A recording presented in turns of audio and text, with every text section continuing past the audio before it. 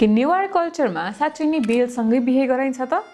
सामान्य रूपमा यसलाई बेल विवाह भने तापनि यसको असली नाम भने यी हो र यो प्रथालाई कुनै पनि रूपमा बेल विवाह भन्न मिल्दैन, किनभने यीमा बेलसँग नभइकन भगवान विष्णुसँग बिहे गराइन्छ र बेललाई भने साक्षीको रूपमा लिइन्छ।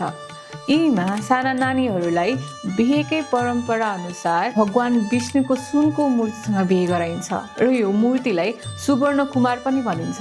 यी 2 दिनको हुन्छ र यसमा विवाहको सबै रीतिरिवाजहरू गराइन्छ। यीमा सिन्दुर लगाउनदेखि लिएर कन्यादान र पुरानो घरका कामहरू पनि अभ्यास रूप गराइन्छ। यीमा बिहेको सबै परम्परा र रीतिरिवाज पुरा हुने भएकोले नेवारी चेलीबेटी कहिले पनि विधवा हुँदैनन्। बिहेको परम्परा सबै पुरा भएकोले पछि एक्चुअलमा बिहे गर्दा भने दुला जन्ती पनि जानु पर्दैन। तर बेलको महत्त्व चाहिँ के त? बेललाई साक्षीको रूपमा लिइन्छ र बेललाई महादेवको प्रतीकको रूपमा पनि लिइन्छ।